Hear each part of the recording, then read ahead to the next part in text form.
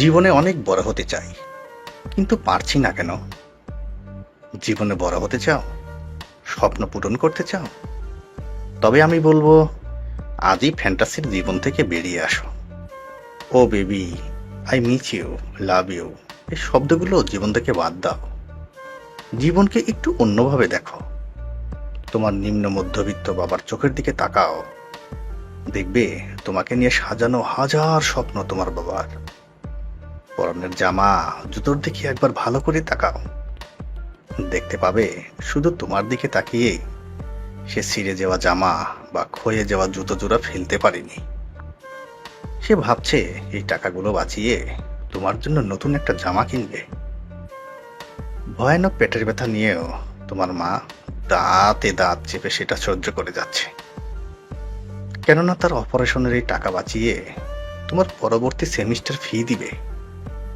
তারা সব কষ্টগুলো চোখ মুখ বন্ধ করে সহ্য করে নিচ্ছে, আর বুকের মাঝে স্বপ্ন বুনছে, এই তো আর একটু, আমার সন্তানটা গ্রাজুয়েশন শেষ করলো বলে এরপর ভালো চাকরি করবে, আমাদের ঘর থেকে দুঃখ পালিয়ে সুখে ভরে যাবে।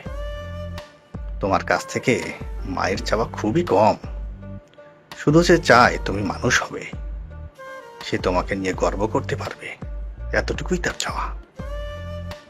একটু আশপাশে তাকাও, দেখবে তোমার মতো বয়সী এক তরুণ বা তরুণীর জীবনে টিকে থাকার সংগ্রাম। তুমি হয়তো কাঁদো প্রেমিক বা প্রেমিকার জন্য, আইফোনের জন্য, নতুন বাইকের জন্য, আর সে কাঁদে তার পরিবারের জন্য। সে সংগ্রাম করে যাচ্ছে অবিরত তার পরিবারটিকে টিকিয়ে রাখার জন্য।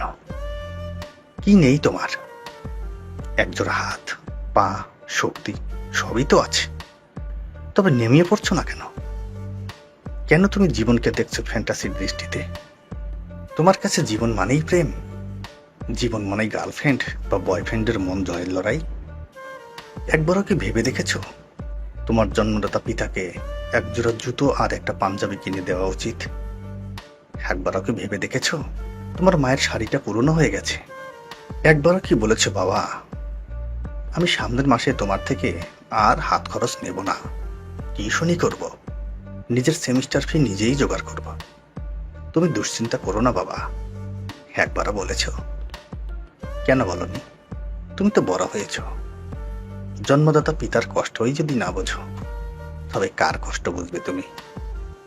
আবারও বলছি, ফ্যান্টাসির জগৎ বাদ দাও, মায়ের মুখে একটু হাসি ফোটাও, পড়াশোনা করো, বাবা মায়ের স্বপ্ন পূরণে কঠোর সাধনায় নামাও, আর সেই স্বপ্ন জয় করে বাবা মায়ের সামনে এসে দাঁড়াও। দেখতে পাবে সুখে তাদের চোখে পানি ঝরছে। বিশ্বাস করো, সেই চোখের পানি তোমাকে পৃথিবীর সব থেকে সুখী মানুষ বানিয়ে দেবে, সেই সাথে অনেক বড় মানুষ। জীবনের উদ্দেশ্য কখনো প্রেম ভালোবাসা না, এগুলো প্রাপ্ত বয়স হলে একদিন ঠিকই পাবে।